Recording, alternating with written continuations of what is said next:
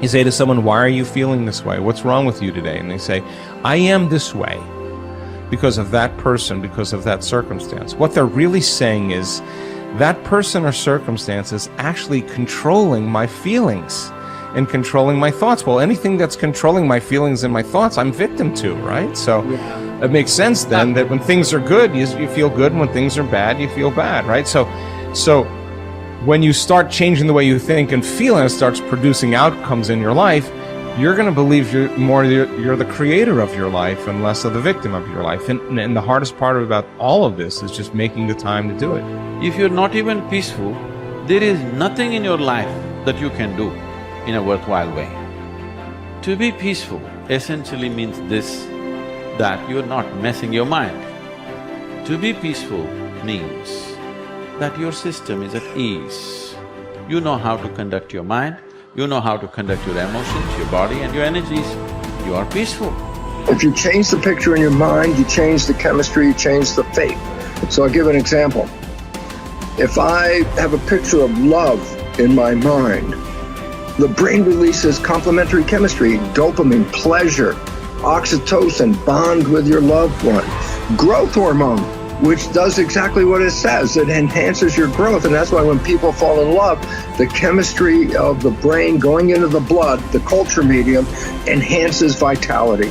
People glow when they fall in love. People are healthy when they fall in love. That's not an accident, it's the chemistry of your culture medium. But now I say, but wait, what if I have a picture of fear? I go, oh, well, love chemistry doesn't come out when fear is in the picture. The brain releases stress hormones and factors that affect the immune system and growth of the system. And I go, oh my goodness. I say, why is it relevant? Changing my thought changes my chemistry. The chemistry adjusts my biology. So if I can control my thoughts, I can control the chemistry, and therefore I control the biology.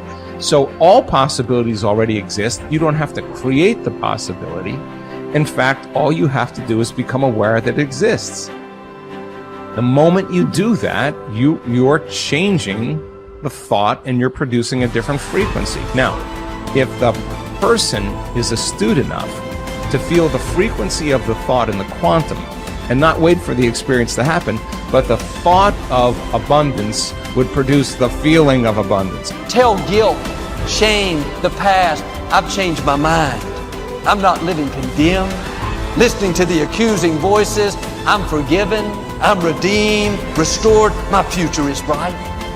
Tell lack, struggle, not having enough, I've changed my mind. That is not my destiny. I will lend and not borrow. What I touch will prosper and succeed. Abundance, overflow, increase is coming my way. Train your mind. Train your mind not to focus on the problem and make it bigger, but focus on the solution to solve it. Stay positive, stay focused, and most importantly, stay strong. The way we've been using our thoughts are not necessarily productive. As a matter of fact, sometimes our investments of our thoughts are actually counterproductive because our thoughts create a reality that we then have to overcome. So basically it says that we must start to become aware of our thoughts. And why is this important? Because thoughts represent units of energy. Every time you have a thought, you use energy. Why this becomes relevant is, if I give you a checkbook for your bank account, you don't go down the street and just write checks to people like, oh, hey, you're a nice looking guy. Here's $10 for you. And oh, here, little girl, go out and buy yourself a little car. Here's $1,000 for you. And you don't give away your money. Why? Because giving away your money is giving away your life. So basically, you become very frugal when you have a checkbook in your hand. Now, what I'm trying to tell you is this. You have an energy budget in your body. The energy is what keeps you alive. When you start using energy and writing checks where you get no return from your energy, then it's exactly the same as writing checks out of your bank checkbook and giving away your cash.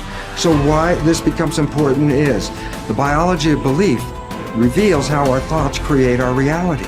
And if you start investing in thoughts that are counterproductive, thoughts like fear, or what am I going to do, and how am I going to escape this problem, or how's this going to go wrong, and all these other kinds of thoughts that are negative kinds of thoughts, then realize this, you are actually not just using your energy for having these thoughts, but these thoughts are also what come into your reality.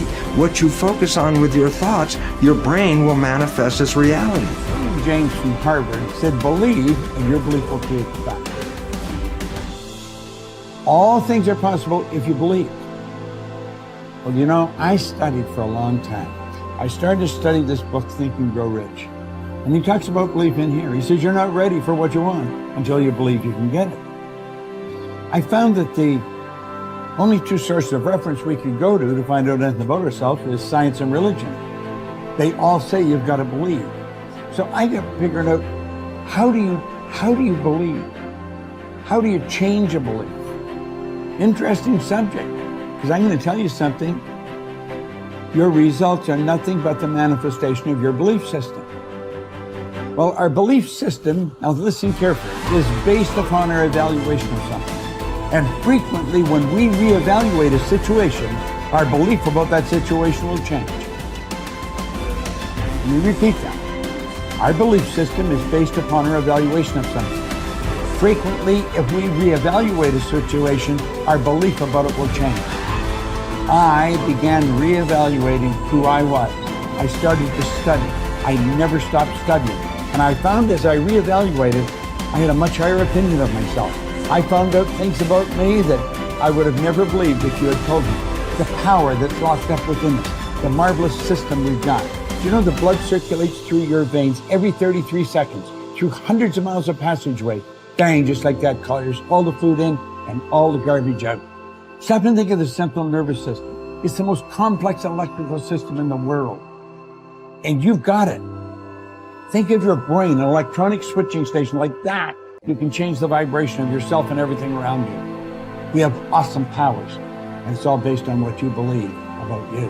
Nothing is so embarrassing as watching someone do something that you said could not be done. People who embrace possibility thinking are capable of accomplishing tasks that seem impossible because they believe in solutions.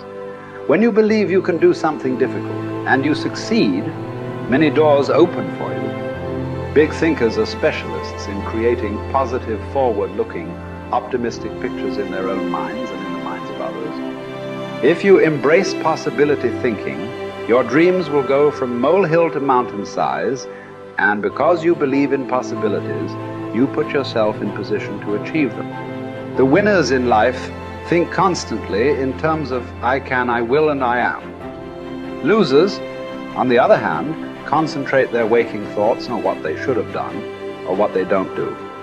If you believe you can't do something, then it doesn't matter how hard you try, because you've already lost. If you believe you can do something, you have already won much of the battle. The first step in becoming a possibility thinker is to stop yourself from searching for and dwelling on what's wrong with any given situation. Sports psychologist Bob Rotella recounts, I tell people, if you don't want to get into positive thinking, that's okay. Just eliminate all the negative thoughts from your mind. Whatever's left will be fine.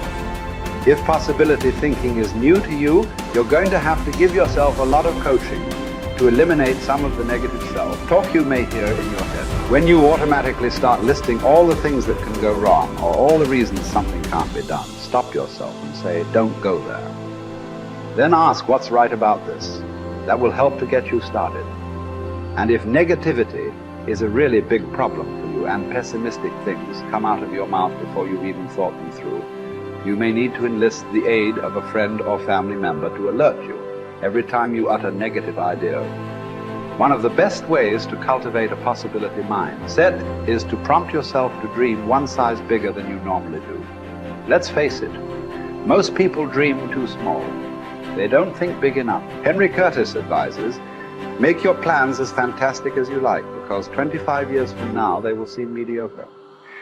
Make your plans 10 times as great as you first planned, and 25 years from now you will wonder why you did not make them 50 times as great. If you push yourself to dream more expansively, to imagine your organization one size bigger, to make your goals at least a step beyond what makes you comfortable, you will be forced to grow.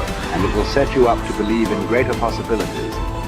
Most people want their lives to be improving, yet they value peace and stability at the same time. People often forget that you can't improve and still stay the same. Growth means change. Change requires challenging the status quo. If you want greater possibilities, you can't settle for what you have now. When you become a possibility thinker, you will face many people who will want you to give up your dreams and embrace the status quo. Achievers refuse to accept the status quo.